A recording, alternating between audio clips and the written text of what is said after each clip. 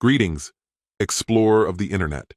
Welcome to my humble corner of chaos and creativity. First time here? Smash that subscribe, share this video with someone cool, like your grandma or your dog, and let's grow this tribe together. Drop your city or country in the comments. I read them all. All right, enough chit-chat. Let's roll. My name is Stanley Reed, and for a long time I genuinely believed I had created the kind of life most people spend years striving for. I met Tracy nearly a decade ago at an open-air market in Houston. She was mid-debate with a food stall owner, arguing passionately about whether cilantro ruined Thai food. From a few feet behind her, I threw in a sarcastic remark, and she turned to me with a smile that was both teasing and sharp. I was immediately drawn in. We began seeing each other not long after that night. There was something electric about Tracy. Clever, quick with a comeback, naturally magnetic. Within 12 months, we were traveling together to obscure town fairs, drinking on rooftops well past midnight, chasing sunsets and laughter. When I proposed, she didn't hesitate, just said yes, like it was the most obvious thing in the world. I remember lying awake that night, thinking I was the luckiest man alive. We tied the knot the following spring. I purchased a townhouse on the west side under my name, and she didn't raise a single objection. In fact, she said she liked the idea of having something reliable, something grounded. At the time, I took it as her being practical. Everything on the surface seemed picture perfect. I had a steady role in IT operations for a logistics company, with predictable hours and reliable income.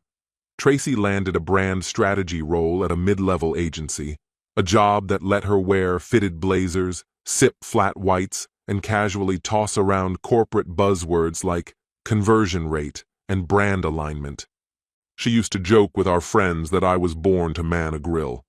I found comfort in the life we had. Simple, steady, unpretentious. It worked for us. The only person who ever seemed unsure was Maribel, Tracy's closest friend. She had a jaded take on love. Like every relationship had an expiration date. One evening, over a bottle of wine, she looked at Tracy and smirked, saying, "You settled down pretty fast. Don't you ever crave the excitement again?" Tracy laughed, but the glance she gave Maribel lingered longer than her laughter. For reasons I couldn't articulate then, that look etched itself into my memory. Still, I thought we were solid. Our first 5 years as husband and wife went by without anything major rocking the boat. Sure, we had the occasional argument, stressful deadlines, and extended family drama, but nothing unusual, nothing that felt threatening. But then, around the start of our 6th year, something began to change. At first, it was small, barely noticeable. She started putting her phone face down when it buzzed. If I walked into the room, she'd close whatever screen she was on a little too quickly. If I asked who she'd been messaging, her replies were always predictable. Just Maribel, or work things. I didn't think much of it at the time, but the signs kept building. She told me she'd joined a professional book club that met every other Thursday evening. Oddly enough, those nights were also when she'd return home wearing a trace of cologne I didn't recognize. When I teased her about switching perfumes, she let out a laugh that sounded a bit too forced and replied, "It's just the bar where we meet. Everyone wears way too much fragrance." Dinner talks grew lopsided. I'd try to tell her about my day or share some news from a friend, and she'd nod distractedly, barely present. And our intimacy, well, that was different too. The easy affection she once gave freely began to fade. She always had an excuse: headaches, long days, early mornings. And when we were together, it felt like she was just going through the motions, like checking a box. One night, I finally said something. I spoke softly. "Tracy, you're here, but it feels like you're not." "Did I do something wrong?" She shook her head. "It's just work stress, Stanley. I'm okay." "You don't seem okay." I said I'm fine. Her voice had an edge I hadn't heard from her before, sharp and final. 2 weeks after that, she brought up something called a relationship clarity workshop. She made it clear, it wasn't therapy, just a guided program to help couples talk better. "There's nothing wrong with us," she said. eyes still fixed on her phone. This is just something healthy couples do. I nodded. I wanted to believe her. I wanted to believe we were still on the same side. But deep down, I already felt it. The quiet unraveling had begun. The workshop was held in a hotel conference room downtown. The facilitator, a calm woman named Annika Rao, started the session with what she referred to as the honesty protocol. The concept was simple. One person speaks, the other just listens. No interruptions, no reactions, no defensiveness. It seemed easy enough. I volunteered to go first. I told Tracy how much I admired her creativity, how I missed the weekend trips we used to take. I said I hoped we could find our way back to that version of us again. She gave a polite nod, her eyes flicking briefly toward Annika, as though awaiting some unspoken permission. After a slow, deliberate breath, Tracy clasped her hands and locked eyes with me. "Stanley," she said, "I chose to marry you because you were dependable. You were the safe option." Her words landed hard. I kept my face unreadable, though something inside me cracked. Her tone began to settle, almost as if confessing brought her relief. "You're good to me. You're consistent. But I've never stopped loving Leonard. He was my first real relationship, and he's always been in the back of my mind. I hoped marrying you would help me move on. It didn't." A heavy silence settled over the room. Annika shifted in her seat, ready to step in, but I raised a hand gently, signaling her to hold off. "So let me make sure I understand," I said quietly. "You picked me because I was reliable, while your heart still belonged to someone else?" Tracy nodded without hesitation. I thought being logical mattered more than chasing passion. I believed we could build something solid, even if my feelings came from another place. I leaned back in my chair, my tone steady. "And you thought a couples workshop was the right moment to bring this up?" She met my stare evenly. "This is supposed to be about honesty," she said, as though that explained everything. Annika attempted to soften the moment. "Sometimes honesty opens the door to healing," she offered carefully. But for me, the moment had passed. I wasn't angry, I wasn't emotional, just clear. "Thank you for being honest," I said, then rose from my seat and walked out of the room. That evening, as I drove home in silence, one thought repeated in my mind. The marriage I believed in ended the second she admitted I'd only ever been her second choice. By Monday, I had an appointment with Harriet Lowe, a direct, razor-sharp divorce attorney recommended by a colleague. I laid out the situation. No kids, the home under my sole name, finances kept separate. Harriet listened intently, asked a few short questions, then gave a nod. "Texas makes this clean," she said. "No-fault divorce, simple division. She'll push back emotionally, but there's no legal footing." By Thursday, the paperwork was ready. At home, Tracy behaved as though her confession had been some noble, courageous act. One night, as I stood at the kitchen counter chopping onions, she walked in. "Stanley," she said softly, "I know what I said was hard to hear. But truth is the first step to real intimacy. Now that everything's out in the open, maybe we can rebuild, honestly, this time." I put the knife down, dried my hands, and looked her straight in the eye. "You admitted you never loved me the way you loved him. That's not a new beginning. That's the end." Her expression tightened. "So you're walking away just because I told you the truth?" "No," I said evenly. "I'm walking away because everything before that truth was built on a lie." That weekend, I reached out to my cousin, Dorian Flint. He'd recently finished a military police career and was now doing construction work. His lease had just ended, and he was between places. I offered the guest room. It wasn't just generosity, it was a calculated decision. Tracy had a way of rewriting events, and I wanted a clear witness in the house, just in case. When Dorian arrived with his duffel bag, Tracy's face went pale. "You've got to be kidding," she said. "You brought in reinforcement?" Dorian offered a calm, respectful smile. "Just lending a hand to family." That same night, I handed her the divorce documents. She skimmed the cover page, then slapped it down on the kitchen table. "You can't be serious." "I've never been more serious," I said. You've got 30 days to figure out your next move. The house stays with me. For once, she didn't have a rebuttal.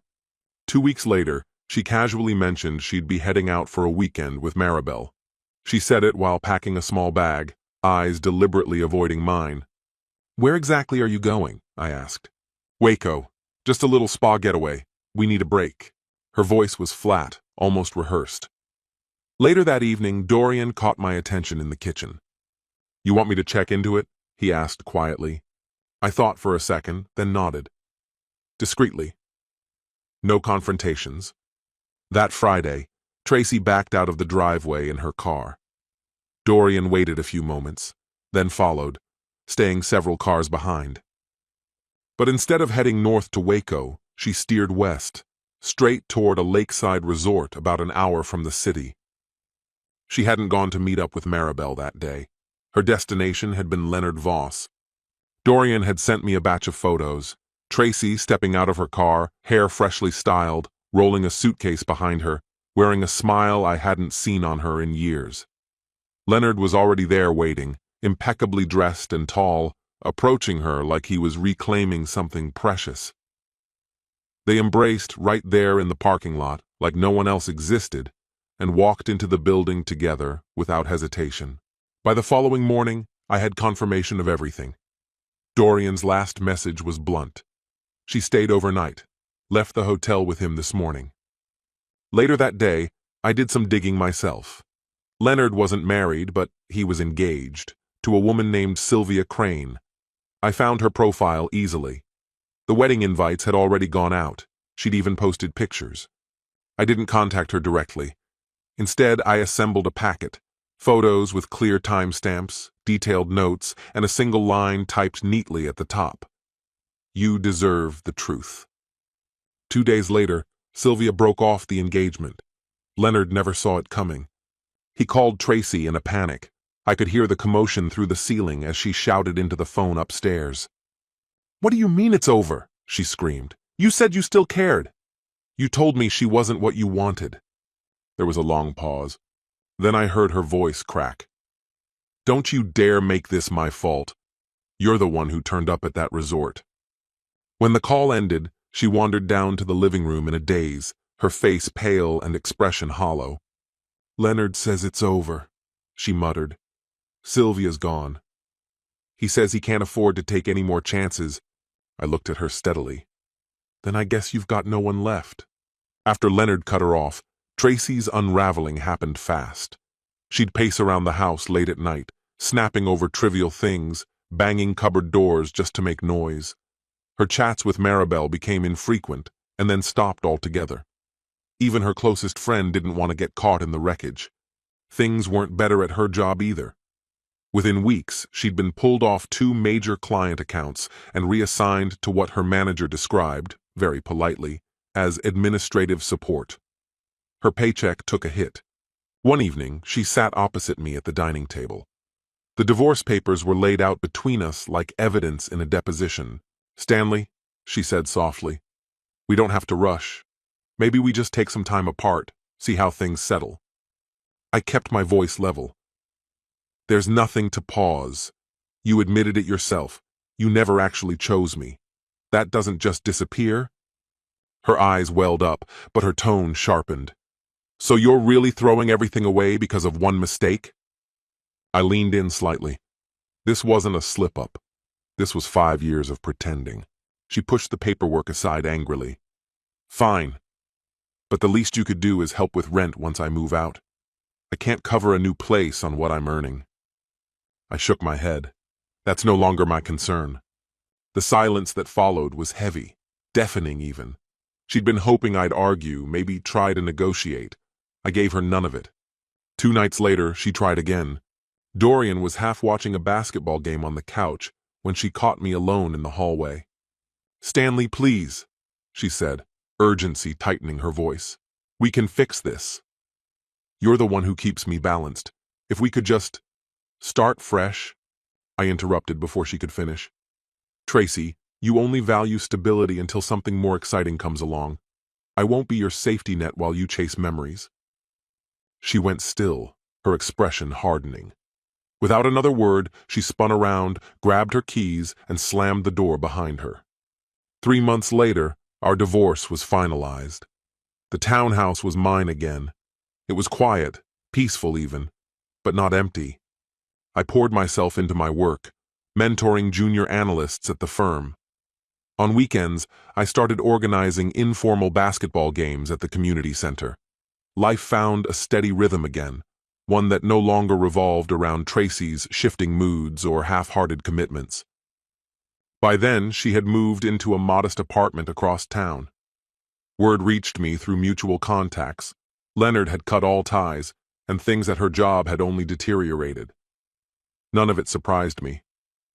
One Saturday, I stopped into a cafe downtown before a lunch meeting.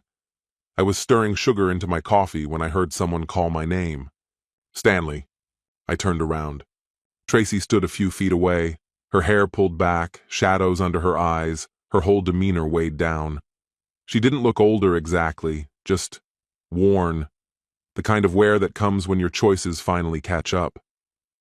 "Can we talk?" she asked quietly. I gave a small nod. For a minute. We sat quietly, facing one another. She absent-mindedly ran her finger around the edge of her coffee cup, then suddenly broke the silence. "Was I ever important enough for you to wait?" she asked softly. "Would you have given me time to figure things out?" I held her gaze, calm and unwavering. "I loved you enough to commit, to marry you, to build something lasting," I replied.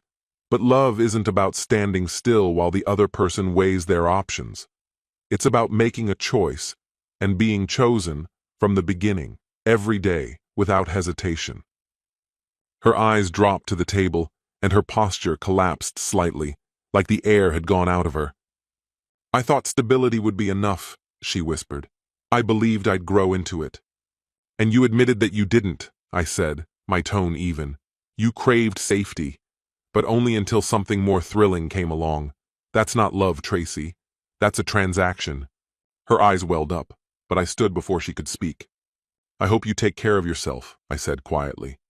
As I turned to go, my eyes found Isabella Hart, the woman I'd been quietly seeing for the past couple of weeks, seated alone at a table across the cafe.